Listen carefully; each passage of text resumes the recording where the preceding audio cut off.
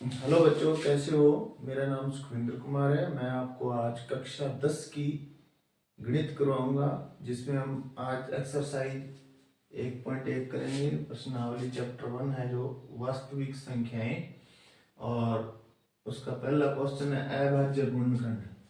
तो हमें इनको अभाज्य गुणनखंड के गुणनफल रूप में व्यक्त करना है। इसके लिए हमें क्या करना है, आपको सबसे पहले अभाज्य संख्याएं ये हैं 2, 3, 5, 7, 11, 13, 17, 19, 23, 29, 31, 37, 41 और 43 और 47, 47। इन सभी से ही आपको भाग देना है। सबसे पहले आपको चेक करना है कि इस संख्या में 2 का भाग जाता है, यानी 2 का भाग कब जाता है, 0 हो, इकाई का अंक, या फिर 2 हो, 4 हो, 6 हो, या 8 हो। अगर इकाई अंक ये आते हैं तो आपको 2 से भाग देना है। तो इसमें इकाई अंक देख सकते हो आप, 0 है तो इसमें 2 का भाग चला जाएगा। तो 2 का भाग देंगे तो हम इसके अंदर, तो ये 70 पे चला जाएगा। आप 2 से भाग दे लेना, आप यहाँ 2 से भाग दे सकते हो। भाग तो सभी को आते होंगे 10वीं क्लास के बच्चों को।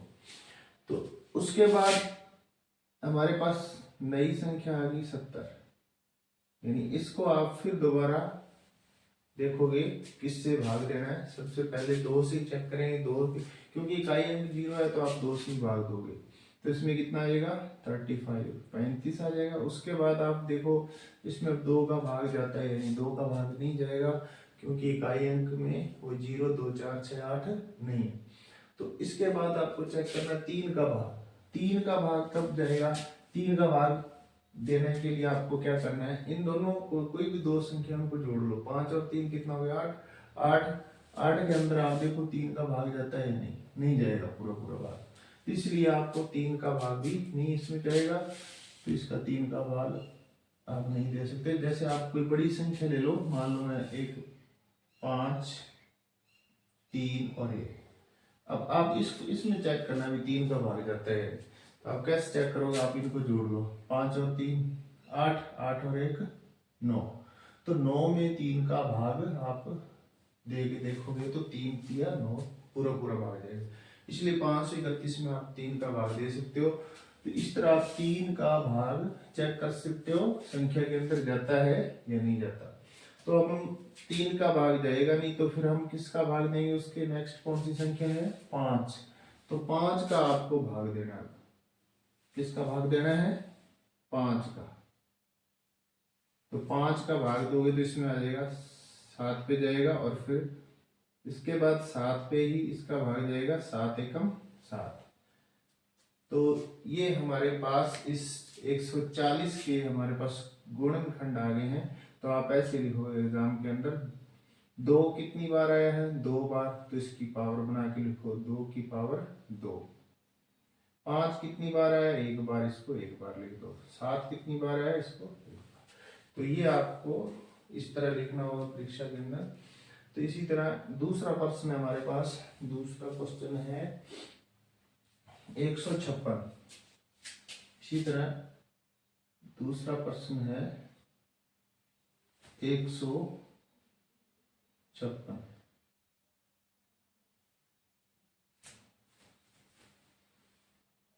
156। इस 156 के हम इसी तरह अभाज्य गुणनखंड करेंगे। तो वही सेम, 2 का भाग जाएगा या नहीं, क्यों पीछे 6 है तो 2 का भाग जाएगा। तो 2 का भाग दोगे इसमें 7 दूनी 14 और 8 दूनी 16। इसमें आप 2 का भाग देना है। अब 78 आ गया। अब इसके अंदर देखो पीछे इकाई अंक 8 है, तो इसके अंदर भी 2 का भाग जाएगा। तो आपको 2 का भाग देना है, 3 दूनी 6 और फिर इसका आ जाएगा 9 दूनी 18। अब इसके अंदर देखो आपको 3 का भाग चेक करना है, क्योंकि 2 का तो जाएगा नहीं, इकाई अंक क्या है, इनमें से कोई भी नहीं। अब 9 और 3 कितने होते हैं, 12। 12 में 3 का भाग चला जाएगा, तो 3 का भाग चला जाएगा, तो आप 3 का भाग दोगे इसमें, 13 3 39। अब देखो इसके अंदर 13 आ गया हमारे पास। 13 में तो सिर्फ 13 का ही भाग जाता है पूरा पूरा, इसमें 13 एकम 13। तो हमारे पास से 156 के गुणनखंड आ जाएंगे। 2 कितनी बार आया, 1 2। तो इसकी पावर बना के लिख दो 2। 3 कितनी बार है? एक बार। 13 कितनी बार है? एक बार। तो इसके गुणनखंड हो गए ये, ठीक है। तो इसके बाद नेक्स्ट क्वेश्चन है हमारा, अगला प्रश्न है, तो इसके लिए मैं चलो आगे साफ कर देता हूँ, यहाँ पर होगा नहीं तो इसको आप देखना, तो कैप्चर करना चाहते हो कर लो इसको। उसके बाद हमारे पास अगला क्वेश्चन है, उसको मैं यहाँ करने वाला हूँ।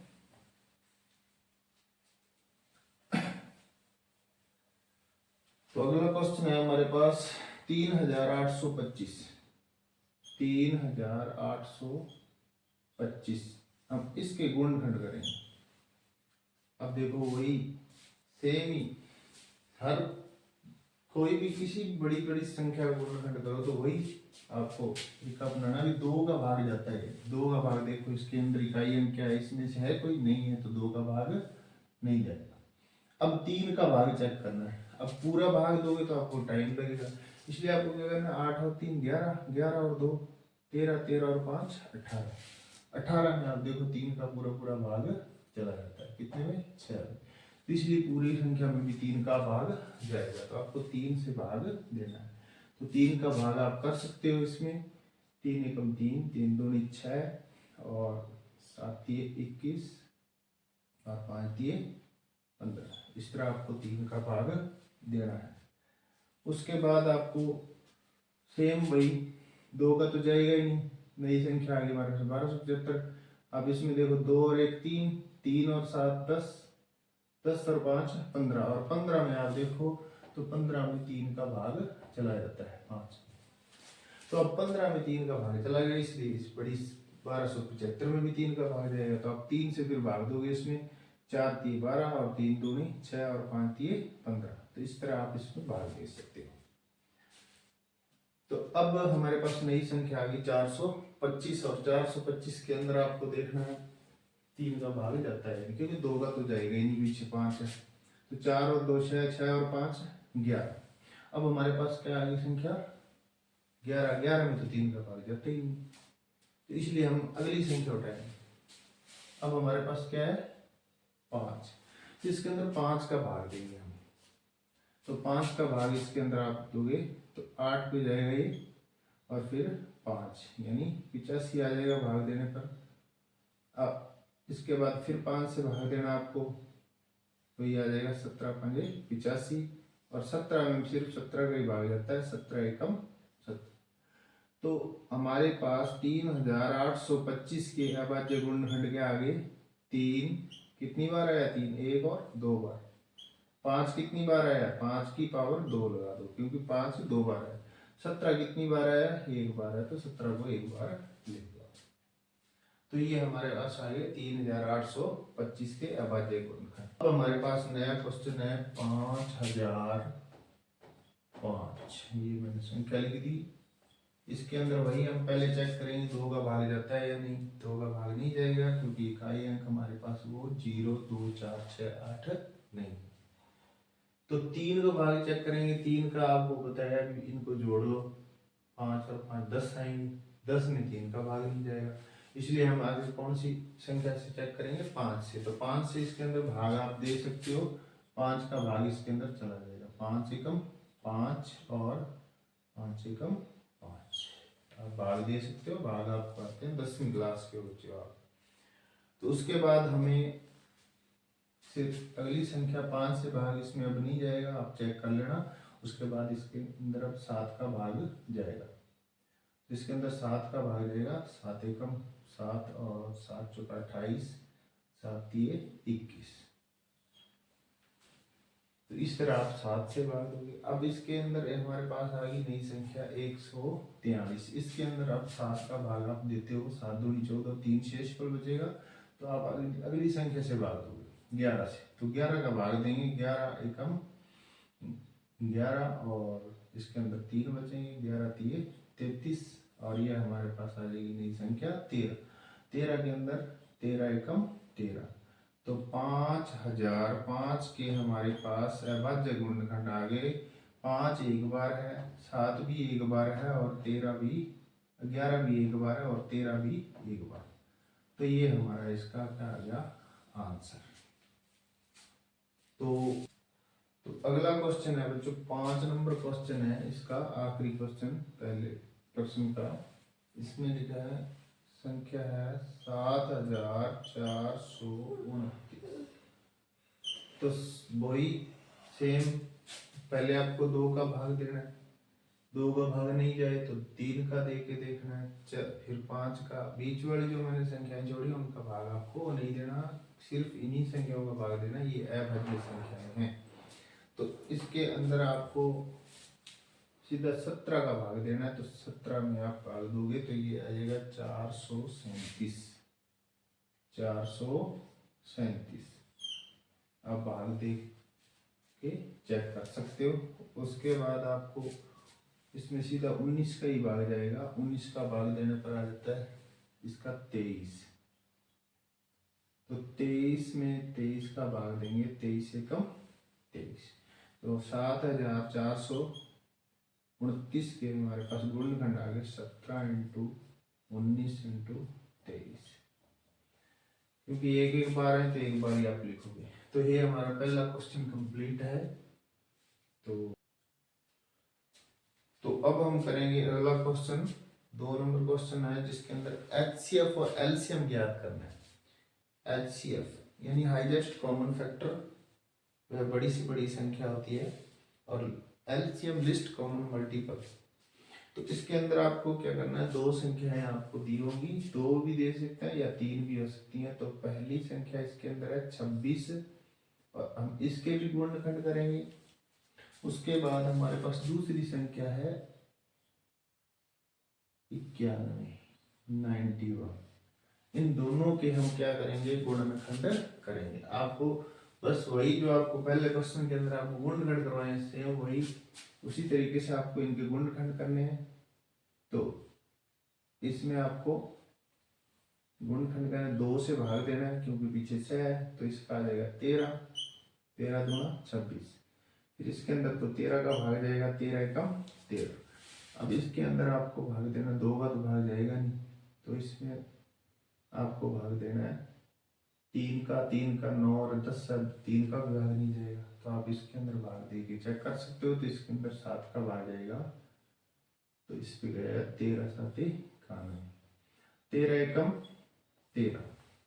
तो अब हमारे पास दोनों संख्याओं के गुणनखंड आ चुके हैं।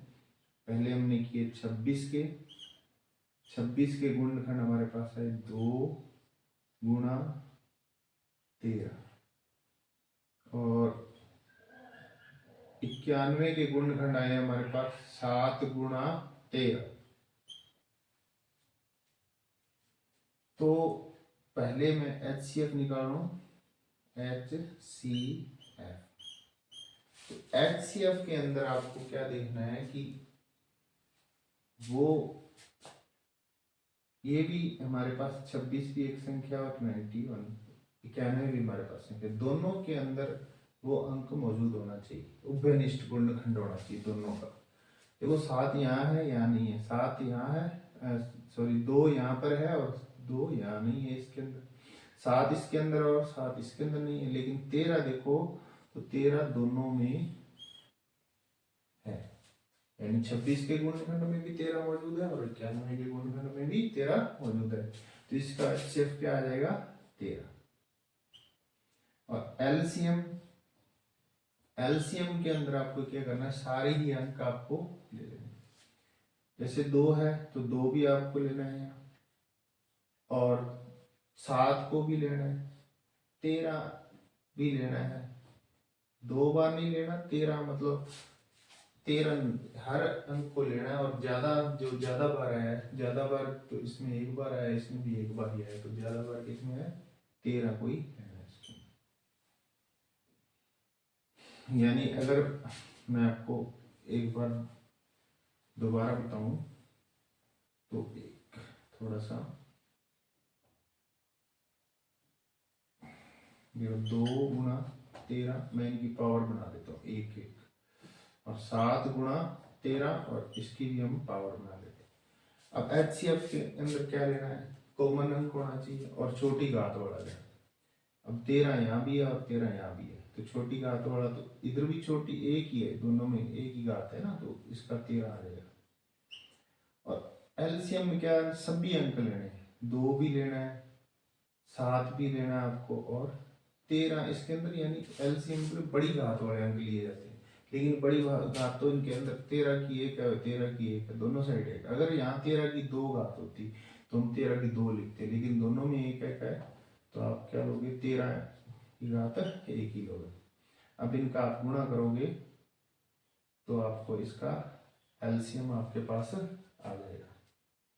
तो एलसीएम निकालने के लिए आपको इनके गुणा कर देना है। 7 दूनी 14 और 14 3 42 और 14 1 14 14 और 4 18 182। तो ये हमारे पास इसका आएगा एलसीएम और एचसीएफ। एचसीएफ क्या होता है? एचसीएफ वह बड़ी से बड़ी संख्या होती है, इससे कोई बड़ी संख्या नहीं होगी जिसका इन दोनों संख्याओं में पूरा पूरा भाग जाएगा। देखो 26 में भी 13 का पूरा पूरा भाग जाता है, 13 दूना 26, और 91 है इसके अंदर भी पूरा पूरा 13 का भाग जाएगा। यानी एचसीएफ क्या होता है, वह बड़ी से बड़ी संख्या होती है जिसका 2 संख्याएं दी हैं तो दोनों में, 3 संख्याएं दी तीनों में पूरा पूरा भाग जाता है। और एलसीएम क्या होता है? एलसीएम इसका उल्टा होता है। ये तो कहने का मतलब है 182 के अंदर इन दोनों संख्याओं का पूरा पूरा भाग जाएगा। ये छोटी से छोटी संख्या होगी, इससे कोई छोटी संख्या नहीं होगी, इससे बड़ी जरूर हो सकती है संख्या, इससे कोई छोटी संख्या नहीं हो सकती, इन दोनों का पूरा पूरा भाग जाएगा। तो ये हमारा हो गया एचसीएफ और एलसीएम। चलो अगला क्वेश्चन करते हैं। नेक्स्ट क्वेश्चन के अंदर है हमारे पास संख्याएं, अगले तो ये अपने एचसीएफ और एलसीएम निकाला। अब इसके अंदर जांच पूछ, जांच करनी, जांच। अगर प्रश्न के अंदर जांच आती है तो आपको जांच करनी है, अगर प्रश्न के अंदर जांच नहीं आती तो आपको जांच नहीं करनी। जांच के लिए आपको क्या करना है, इसका एक आपको सूत्र याद रखना है, 2 संख्याओं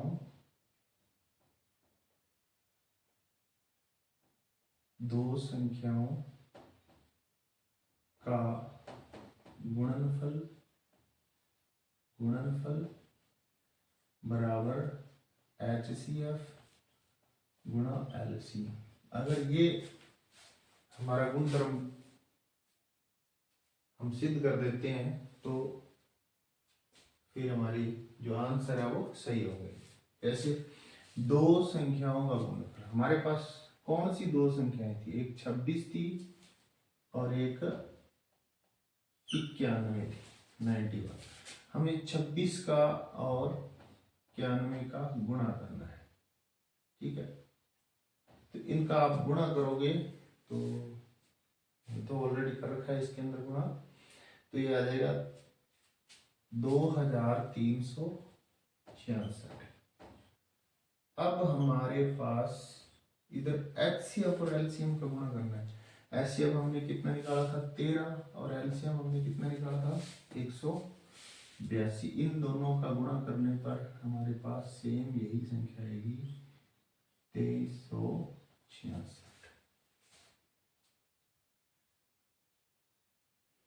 तो आप देख सकते हो दोनों ही बराबर संख्या है।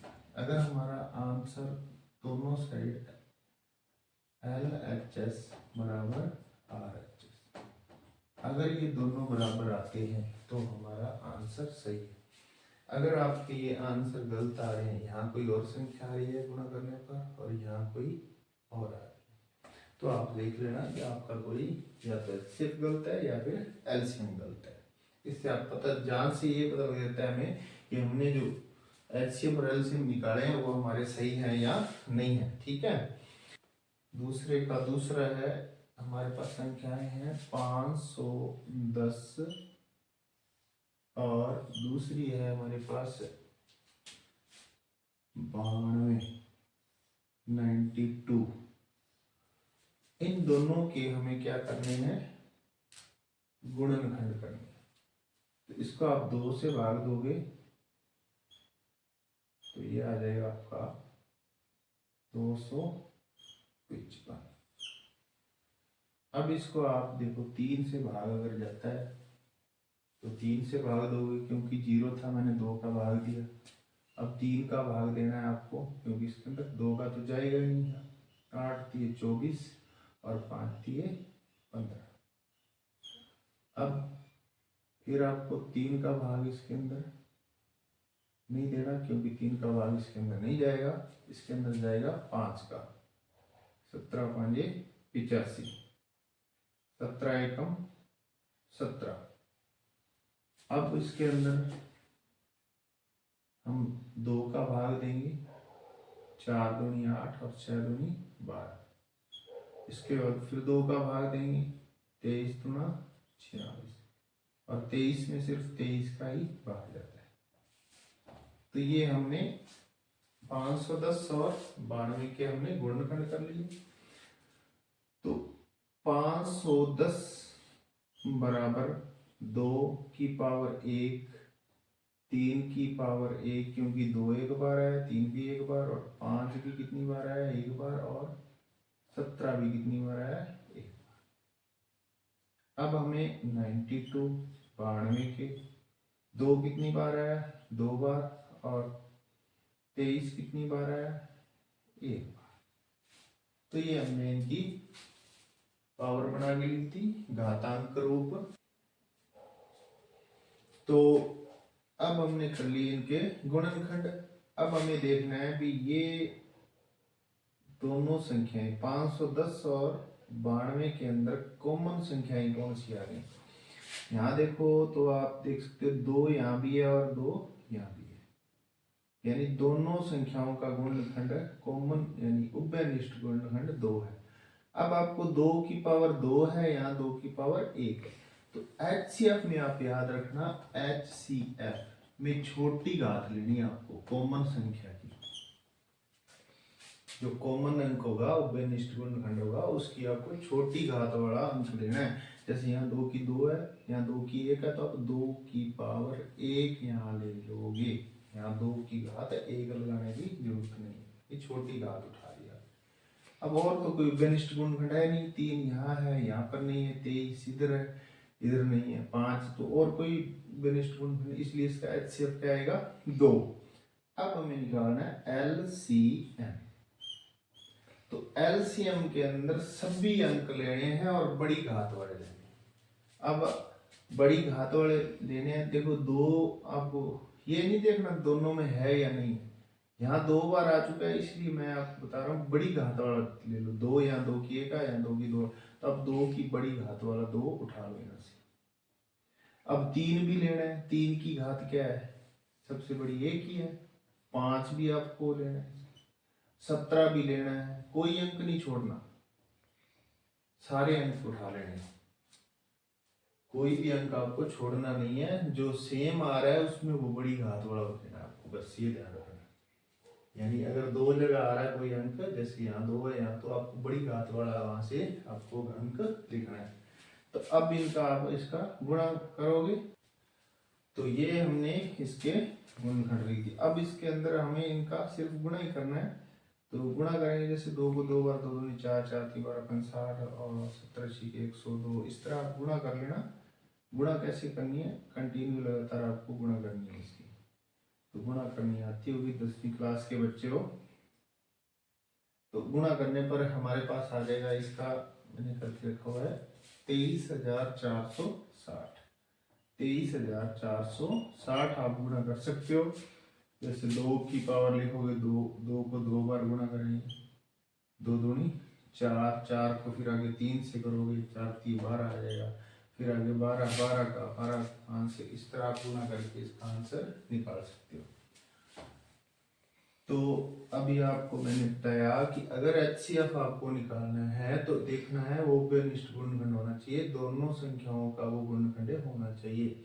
जैसे 2 यहाँ भी था, यहाँ भी है, और इसके अंदर आपको अब आप सोचो कि पावर मैच कौन सी उठाऊं, 2 की 2 लोगे तो 4 आ जाएगा, लेकिन आपको HCF में छोटी घात उठानी है, छोटी घात वाला अंक उभयनिष्ठ अंक लेना है। और LCM के अंदर सारे ही अंक लेने हैं और बड़ी घात वाले लेने हैं। बड़ी घात वाले कौन से लेने हैं? जो दोनों जगह आ रहे हैं, जैसे यहाँ भी 2 आ गया था, यहाँ भी आ गया, तो आप इसको यानी बड़ी घात वाला 2 की 2 पावर उठा लिया। तो ये हमारा HCF और LCM आ गया हमारे पास। अब हम इसकी जांच करेंगे। जांच का आपको वही फॉर्मूला याद रखना है, दो संख्याओं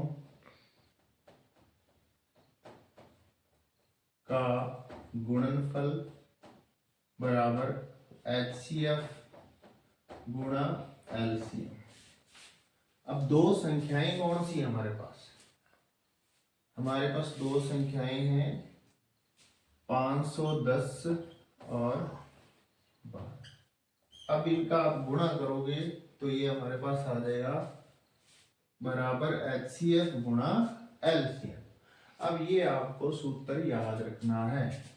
तो 510 दो संख्याएं कौन सी हमारे पास? एक तो ये है और एक ये है। इनका गुणा करेंगे, गुणा करोगे तो हमारे पास आ जाएगा 46,920। उसके बाद हमारे पास ये तो LHS होगी। अब RHS के अंदर हमने क्या निकाला? LCM कितना निकाला? 2। तो आप 2 रखोगे। LCM कितना निकाला हमने? सॉरी, HCF 2 निकाला है और LCM कितना निकाला? 23,460। अब इनका गुणा करोगे तो आप तो यही संख्या आएगी सेम, आप गुणा करके चेक कर सकते हो। तो ये हमारे पास दोनों जो भाग हैं वो बराबर आ गए। LHS बराबर RHS। तो इससे आपको ये पता लग गया, अगर आपके दोनों भाग बराबर आ रहे हैं LHS और RHS, तो आपका आंसर सही है। अगर आपके ये तो सेम, इसका तो गुणा कर सकते हो ये संख्या, लेकिन यहाँ इस आंसर में आपका यहाँ से मैच नहीं हो रहा, तो आप देख लेना पीछे वापस कि आपका या तो LCM या HCF कुछ गलत है। तो जांच से हमें ये भी पता लगता है कि माने जो भी हल किया है उसका HCF या LCM सही किया है या नहीं किया। तो इसके बाद हम अगला प्रश्न करेंगे। तो हमारे पास संख्या है 336 और उसके बाद है हमारे पास 54। अब हमें दोनों के गुणनखंड करने हैं सेम। तो 2 से भाग देंगे, 2 एकम 2 और 6 दूनी 12, 8 दूनी 16। इस तरह आप भाग दे सकते हो। तो 2 से फिर भाग देंगे, ये आ जाएगा 84, 84।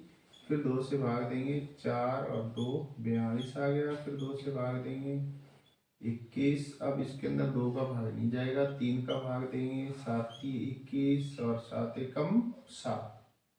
अब इसके करो गुणनखंड, 2 दूनी 4, 7 दूनी 14। 2 पे नहीं जाएगा, अब 3 पे 9 पिए 27 और 3 तिया 9, 3 एकम 3। तो 336 के हमारे पास गुणनखंड आ गए हैं। अब देखो 2 कितनी बार आया है? 4 बार, 1 2 3 4। इसकी पावर क्या लिख दोगे? 4। तो 3 कितनी बार आया है? 1 बार। 7 कितनी बार आया है? 1 बार। पावर इसलिए लगा रहा हूं ताकि आपको जब LCM या HCF निकालो आपसे गलती ना हो। बाकी ऐसे इनकी पावर ना भी लगाओ तो गलत नहीं होगा आपका। तो अब हमारे पास है 54। तो 2 की पावर क्या है? 1, क्योंकि 1 बार है, और 3 की पावर कितनी है? 3। अब हमें इसका HCF निकालना है पहले। HCF में आपको ये बताया कि दोनों संख्याओं को उभयनिष्ठ गुणनखंड होना चाहिए। तो यहाँ भी 2 है और यहाँ भी 2 है। और आपको ये भी बताया कि HCF में छोटी घात वाला आपको अंक उठाना है उभयनिष्ठ। तो यहाँ भी यानी यहाँ भी 2 है और यहाँ भी 2 है। तो छोटी घात वाला आप देखो कौन सा है? यहाँ तो 2 की 4 है और यहाँ 2 की 1 है, तो आप 2 की 1 ले। इसके बाद देखो 3 यहाँ भी है और यहाँ भी है, एक 3 भी इसका उभयनिष्ठ गुणनखंड है, दोनों में है ना, यहाँ भी आ गया और यहाँ भी आ गया। तो 3 की पावर कौन सी लोगे आप, छोटी घात, यानी 3 की 1 घात वाला अंक उठाओगे, तो इसका आप गुणा करोगे, क्योंकि 1 1 घात है, 3 दूनी 6, एलसीएम कितना एचसीएफ कितना आ जाएगा 6। और हम एलसीएम निकालेंगे, एलसीएम एलसीएम में आपको बताया भी सारे ही अंक लेने हैं और बड़ी घात वाले लेने हैं। बड़ी घात वाले कौन से अंक लेने हैं, जो सेम आ रहे हैं दोनों में। देखो उभयनिष्ठ, यहाँ 2 यहाँ भी, अब आप सोचो भी 2 की 1 भी ले लूं और 2 की 4 भी, दोनों नहीं लेने, बड़ी घात वाला ही लेना आपको। 2 की पावर 4 और 3 की पावर 3 और 7 को भी नहीं छोड़ना है एलसीएम में, 7 की पावर 1 है तो 1। समझाया, मैंने एलसीएम में दोनों अंक लिए हैं, बड़ी घात वाला अंक उठाया है और एचसीएफ में छोटी घात वाला। 3024, यानी 2 को 4 बार करोगे इस तरह, 2 दूनी 4, 4 दूनी 8, 8 दूनी 16, और 16 काफी, ये 3 को 3 बार 27 आ जाएगा, उसका गुणा करके आप निकाल सकते हो। इस तरह आप इसका निकाल सकते हो। अब हमें जांच करनी है, जांच वही दो संख्याओं का गुणनफल और एचसीएफ गुणा एलसीएम। तो हम निकाल कर रहे हैं एचसीएफ और एलसीएम और इनकी जांच करनी है। अगर प्रश्न के अंदर जांच आती है तो ही जांच करोगे, नहीं तो आपको नहीं करनी। अब आपको जांच करनी है हमें, क्योंकि इसके अंदर दिया हुआ है, जांच भी कीजिए। तो दो संख्याएं कौन कौन सी है हमारे पास, 336 और 54। इसका गुणा करेंगे, तो मैंने तो गुणा करके रखा होगा, क्योंकि नहीं तो टाइम बहुत ज्यादा लगेगा, मैं गुणा करके दिखाऊंगा ना आपको। तो इसके अंदर मैंने गुणा किया हुआ है 18,144। ठीक है, अब हमें एचसीएफ कितना निकाला था हमने, 6, तो यहाँ क्या आ जाएगा 6 गुणा एलसीएम,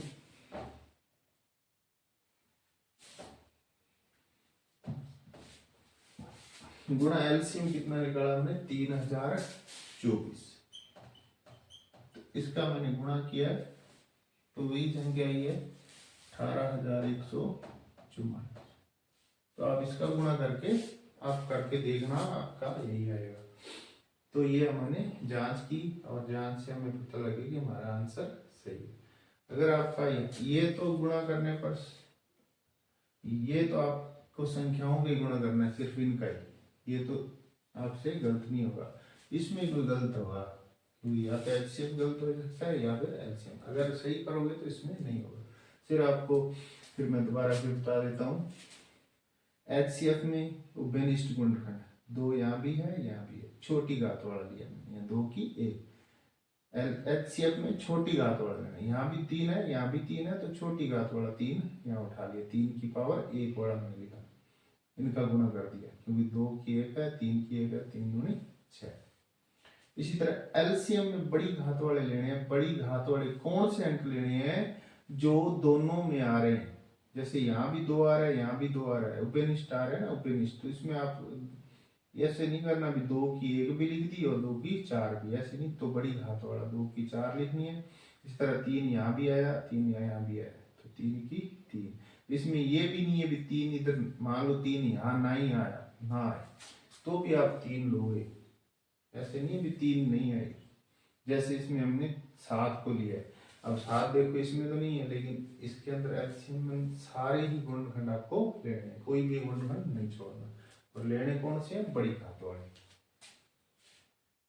तो ये हमने जांच की, हमारा 18,144 और दोनों बराबर आ गए, LHS बराबर RHS। तो इस तरह आप इसको कर सकते हो। तो इसके बाद मैं अगले क्वेश्चन की तरफ बढ़ रहा हूँ। अगला प्रश्न है हमारे पास, फिर तीसरा प्रश्न है, बस इतने ही है इसके दूसरे के। अब हमारे पास तीसरा प्रश्न है, उसमें भी एलसीएम और एचसीएफ ही ज्ञात करने हैं, लेकिन उसमें 3 संख्याएं दे रखी है, सिर्फ उसमें एचसीएफ और एलसीएम ज्ञात करना है और जांच इसमें नहीं करनी। तीसरा क्वेश्चन भी एचसीएफ और एलसीएम। अब एलसीएम निकालेंगे हम, 3 संख्याएं हैं। अब पहली संख्या है 12, फिर 12 है, 12 के गुणनखंड कर लेना। 15 के करेंगे तो 15 दिया तो यहाँ 15 लिख लो। फिर उसके बाद हमारे पास 21 है, हम 21 के भी यहाँ गुणनखंड करें। पिछले प्रश्न के अंदर क्या 2 ही संख्याएं थी, इसके अंदर 3 संख्याएं आ गई। अब तीनों का हम क्या करेंगे, अलग अलग इनके गुणनखंड करेंगे। गुणनखंड करने का तरीका मैंने वही बताया, 2 से भाग देंगे 6 आ जाएगा, 2 का भाग जाएगा 3 आ जाएगा, फिर 3 एकम 3। तो इसमें हमारे पास 12 और 12 के 2 की पावर 2 आ गई और 3 की पावर आ गई 1। इसी तरह 15 के गुणनखंड करेंगे, 3 पे जाएगा 5 दिए 15 और 5 एकम 5, तो 15, इसके 3 की पावर 1 और 5 की पावर 1।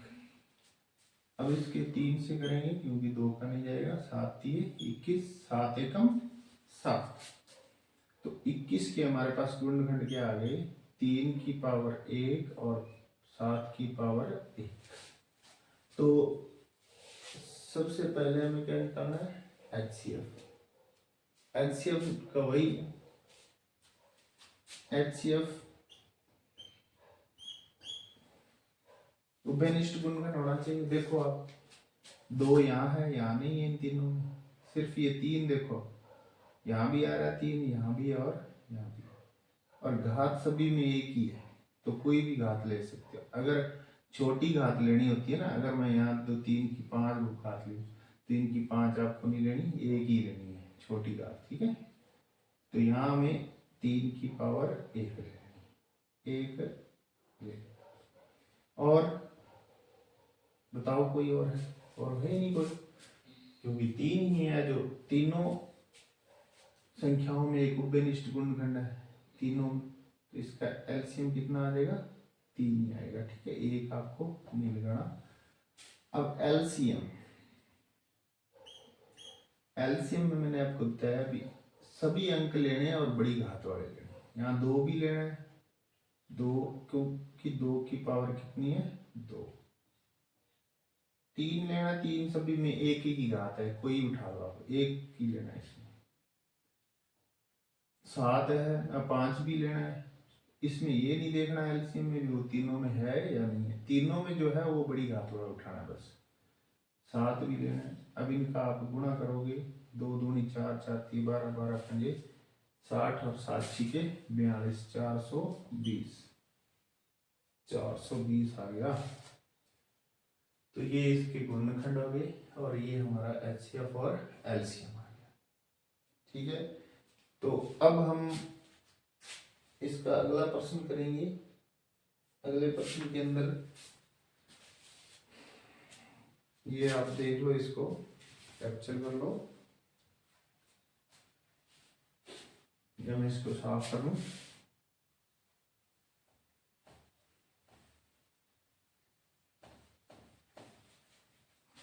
तो अब हमारे पास नेक्स्ट क्वेश्चन है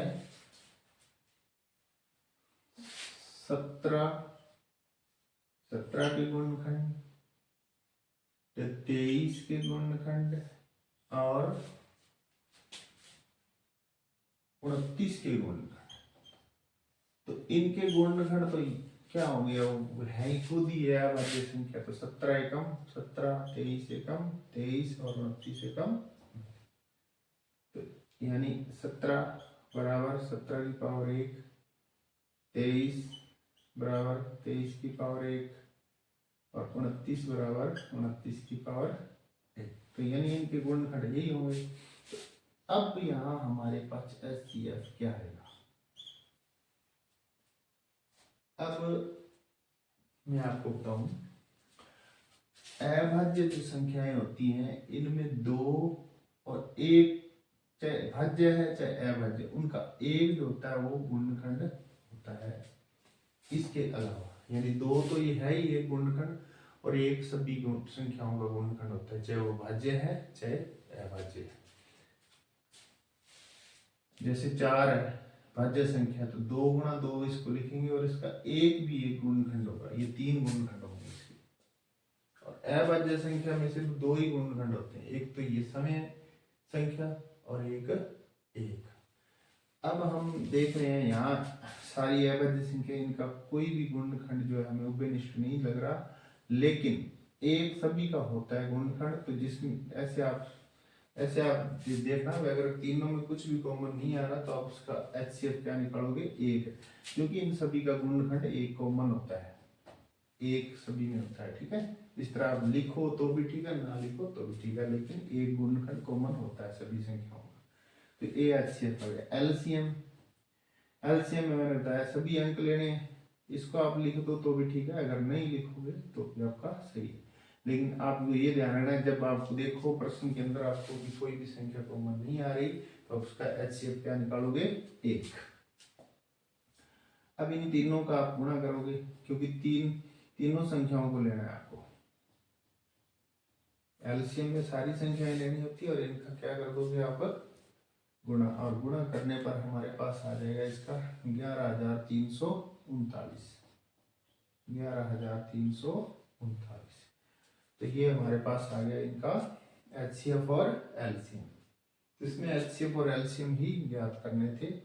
तो ये हमारे अब 4 प्रश्न कंप्लीट हो चुके हैं। अब अगला प्रश्न है हमारे पास बच्चों, इसमें क्या है, कह रहे हैं जांच करें कि किसी भी प्राकृत संख्या n के लिए 6 की पावर n अंक 0 पर समाप्त हो सकती है। यहाँ मैं आपको इसके ऊपर आपको नोट नहीं करना, यहाँ लिखना है क्योंकि n इक्वल 1 2 3, ये लिख रहे हैं। इसमें आपको देखो 6 की पावर n क्या है, 1 2 प्राकृत संख्या है। प्राकृत संख्या आपको पता है 1 2 3 से 0। ये कह रहा है 6 की पावर 1 लगाएंगे तो क्या आएगा, 6 की पावर 2 लगाओगे, 6 गुना 6 कितना आएगा, 36। क्या 0 आया, नहीं आया।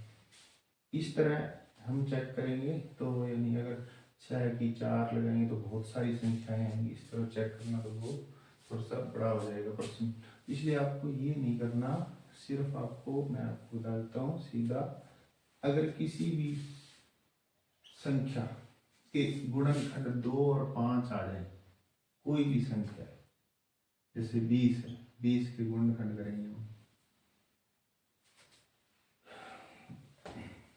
यानी 20 है हमारे पास, 2 10 5 5 एकम, अब यानी 2 की 2 आ गई और 5 की 1 आ गई। यानी अगर 2 और 5 गुणनखंड आते हैं किसी भी संख्या के, कोई भी संख्या हो सकती है, अगर हमें ये नहीं दिया, मान लो हमें ये दे दिया गया भी 2 की इतनी है और 5 की पावर इतनी है, तो क्या ये 0 पर समाप्त होगी, हाँ होगी, क्योंकि इसके गुणनखंड 2 और 5 है। पावर चाहे कोई भी हो, पावर से कुछ नहीं लेना। जैसे मान लीजिए 2 की पावर 5 और 5 की पावर 4, क्या 0 पर समाप्त होगी, गुणा करने की जरूरत ही नहीं, क्योंकि 2 और 5 गुणनखंड है, ये 0 पर समाप्त होगी जब इनका गुणा करोगे तो 2 को 5 बार और 5 को 4 बार। तो इसलिए हमें सिर्फ क्या करना है, आपको ये 6 के गुणनखंड करने हैं, क्योंकि पावर तो पावर है, पावर कोई भी हो सकती है। मैंने आपको बताया पावर से आपको कोई मतलब नहीं रखना, सिर्फ आपको इसका देखना है 6 के गुणनखंड किया हमने 2 गुणा 3, ठीक है। अब 2 और 3, 2 तो आ गया लेकिन 5 नहीं है, 5 नहीं है तो ये 0 पर समाप्त नहीं होगी, क्योंकि इसका वो 2 की पावर m और 5 की पावर n रूप का नहीं है। आपको ये लाइन लिखनी है, दी गई संख्या 6 की पावर n के अभाज्य गुणनखंड 2 की पावर m गुणा 5 की पावर n रूप के नहीं है। अतः किसी भी प्राकृत संख्या n के लिए 6 की पावर n अंक 0 पर समाप्त नहीं होगी। ठीक है, तो ये आपको समझ आ गया होगा कि आपको गुणा भाग नहीं करना, कुछ भी ज्यादा नहीं लिखना, पावर बना बना के नहीं लिखना, सिर्फ आपको यही देखना है कि इसके गुणनखंड क्या है, 5 और 2 हैं तो वो 0 पर समाप्त होगी अन्यथा नहीं होगी। 0 पर समाप्त होने का मतलब मैंने अभी आपको बताया, जैसे 2 की 3 है और 5 की 1 है। तो इसको देखो, हमें ये नहीं पता कि इसका जो गुणा करके क्या आएगा ना, तो अगर 2 और 5 आ गया तो आपका समझ लेना कि इसका इकाई अंक क्या आएगा, 0 आएगा। देखो हमें जांच करना, 2 को 3 बार लिखा, 2 गुणा 2 गुणा 2, 2 दूनी 4, 4 दूनी 8, 8 और 5 को एक बार लिखा, 8 को 5 से करेंगे 40, यानी इकाई अंक क्या आया, 0 आ गया। तो इस तरह हमें पता लग जाएगा सिर्फ गुणनखंड से ही कि वो उसका जो इकाई अंक है 0 आएगा या नहीं, यानी 0 पर समाप्त होगी या नहीं। जैसे प्रश्न के अंदर ऐसे पूछ ले, 8 की पावर n 0 पर समाप्त होगी है, तो आपको 8 की गुणनखंड करने हैं, क्या है 5 नहीं आया, यानी 2 की 3 आ गई, 1 ही आया गुणनखंड, 5 आया नहीं, तो इसको 0 पर समाप्त नहीं होगी। जैसे एक और ले लो, जैसे मैं आपको दे दूं 15, अब 15 की गुणनखंड करेंगे क्या आएंगे, 15 की पावर n है 3 इंटू 5, n तो दोनों की इस तरह लग जाएगी ना, 3 और 5, 5 है लेकिन 2 नहीं, इसलिए ये 0 पर समाप्त नहीं होगी। ठीक है, पावर चाहे कोई भी। तो आपको मेरे ख्याल से समझ आ गया होगा इस प्रश्न के अंदर क्या कहना चाहता है। ये यही कहना चाहता है, अगर पावर कोई भी हो लेकिन क्या इसका जब पावर को हल करेंगे तो इसका जो आंसर आएगा, जो इसका इकाई अंक है वो 0 आएगा या नहीं। तो इसका नहीं आएगा, सीधा सा आपको याद रखना है, अगर 2 और 5 गुणनखंड आते हैं तो आएगा 0, नहीं तो नहीं आएगा। बस ये लाइन छोटी सी आप लिख देना तो आपका ये यानी आंसर है। ठीक है, तो अगला प्रश्न है हमारे पास, अगला प्रश्न है इसके अंदर, ये इसने दे रखी है, इसको आप कैप्चर कर लो।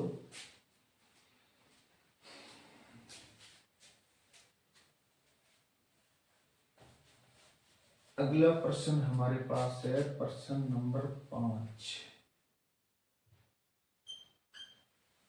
प्रश्न नंबर 5 में ये पूछ रहा है, दी गई संख्याएं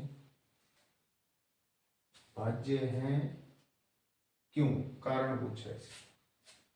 तो इसके लिए भाज्य है कारण मैं आपको थोड़ा सा बता दूं, मैंने भी आपको बताया ये भाज्य संख्या है, अभाज्य, एक भाज्य और एक अभाज्य, अभाज्य। अब अभाज्य तो ये है सारी, इनके कितने गुणनखंड होते हैं, 2 और 1, इन सभी का गुणनखंड होता है। जैसे 3 है, 3 का गुणनखंड 1 होता है, 5 है, 5 का 1, 7 है, यानी इसके सिर्फ 2 गुणनखंड होते हैं, अभाज्य संख्या के 2 गुणनखंड, किसके, अभाज्य संख्या। भाज्य संख्या के कितने होते हैं, उसके 2 से ज्यादा होते हैं। जैसे मैं आपको 4 का भी दिया था मैंने, तो 4 के 2 गुणा 2 गुणा 1 सभी का होता है, चाहे भाज्य है चाहे अभाज्य है, एक सभी का गुणनखंड है, चाहे वो अभाज्य संख्या है चाहे भाज्य संख्या। ठीक है, तो इसके कितने गुणनखंड हो गए, 3, 1 2 3, इनके कितने हैं, 2। ठीक है, इस तरह आप जैसे मान लो हमने 15 ले लिया, तो 15 के गुणनखंड करेंगे क्या आएंगे, 3 गुणा 5 और गुणा 1, 1 इसका आएगा, इसलिए ये भाज्य है। क्या है, अगर किसी संख्या के 2 गुणनखंड हैं तो वह अभाज्य होगी। अगर किसी संख्या के गुणनखंड 2 से ज्यादा है, यानी 2 से ज्यादा मतलब 3 है या 4 है या 5 6 जितने भी 2 से ज्यादा होने चाहिए, तो वो क्या होगी, भाज्य होगी। ठीक है, अभाज्य कब होगी, सिर्फ 2 ही गुणनखंड होने पर। भाज्य कब होगी, 2 से ज्यादा गुणनखंड होने पर। तो अब हमें इसमें एक प्रश्न दिया है, वो संख्या दे रखी इसने, क्या संख्या है, संख्या है हमारे पास 7 इंटू 11 इंटू 13 प्लस 13। अब हमें चेक करके बताना है कि ये भाज्य है और क्यों, कारण बताना है। भाज्य है तो क्यों है, हमें क्या करना है, ये देखो इसको थोड़ा सा हल करेंगे। हल करने के लिए आपको 13 कॉमन ले लेना है, यहाँ से 13 बाहर निकालिए तो अंदर क्या बचेगा, 7 गुणा 11, क्योंकि 13 तो बाहर आ गया। जो बाहर संख्या कॉमन लेते हैं उसका वापस भाग दिया जाता है, तभी वो हट जाती है। जैसे 13 का 13 में भाग देंगे, 13 एकम 13, एक आएगा एक मिलेगा, 13 में 13 का भाग दिया, 13 एकम 13, यानी जो भी संख्या कॉमन ली जाती है उसका वापस भाग दिया जाता है। अब इसको हल करेंगे, 11 इंटू 7 करेंगे तो 77 और 1 13 और 1 गुना 78। अब मैंने आपको बताया एक सभी का गुणनखंड होता है, यानी 13 है चाहे 78, इनका एक गुणनखंड तो हो गई। अगर इस तरह नहीं करना तो आप इसके 78 के गुणनखंड कर लो, इस तरह 2 से कर दो, 3 दूनी 6 और 9 दूनी 18, यानी इसके कितने आ गए, 3 पे करेंगे, 13 तिये 39 और 13 एकम 13, यानी 2 गुणा 3 गुणा 13, यानी इसके कितने गुणनखंड आ गए, बहुत ज्यादा आ गए, 2 से ज्यादा आ गए। तो अगर आप यहाँ ऐसे ना भी करो तो मैंने अभी आपको बताया भी एक सभी का गुणनखंड होता है, चाहे वो भाज्य है चाहे नहीं है अभाज्य, तो एक आप लगा सकते हो अपनी तरफ से। इसका मतलब इसके कितने गुणनखंड हो गए, दी गई संख्या के 2 से ज्यादा, दी गई संख्या के 2 से अधिक गुणनखंड है, अतः यह संख्या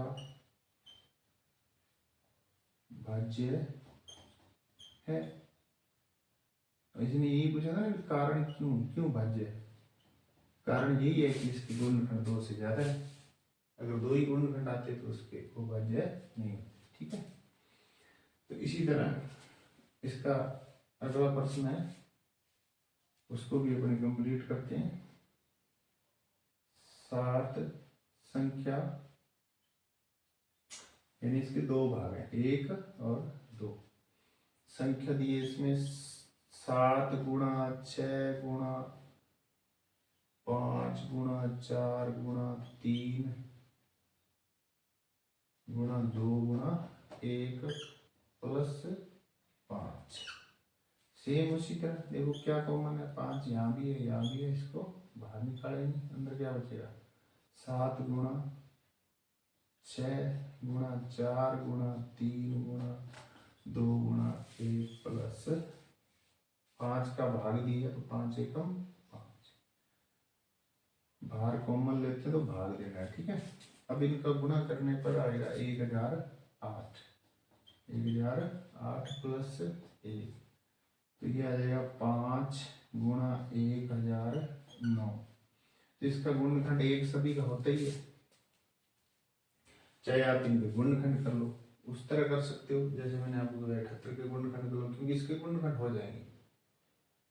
क्योंकि हमें तो यही बताना है ना भी भाज्य है, यानी भाज्य है, क्योंकि इसके वही लाइन लिख देना, ये दी गई संख्या के 2 से अधिक गुणनखंड है अतः यह भाज्य है। दी गई संख्या के 2 से अधिक गुणनखंड है, अतः यह भाज्य है।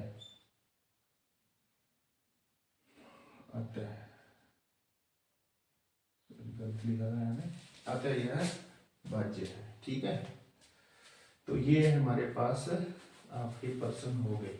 ठीक है, 5वां प्रश्न। अब हमारे पास लास्ट क्वेश्चन है, किसी खेत के मैदान के चारों ओर एक वृत्ताकार पथ है।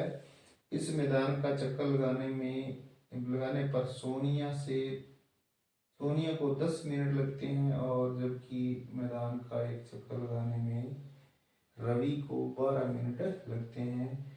मान लीजिए वे एक ही समय चलना प्रारंभ करते हैं, तो बताओ वे कितने समय बाद पुनः उनका मिलाप होगा, यानी कब मिलेंगे वापस दोबारा। तो हमें इसके लिए आपको क्या करना है, एलसीएम निकालना है। एलसीएम आपको बता ही दिया मैंने कैसे निकाला जाता है।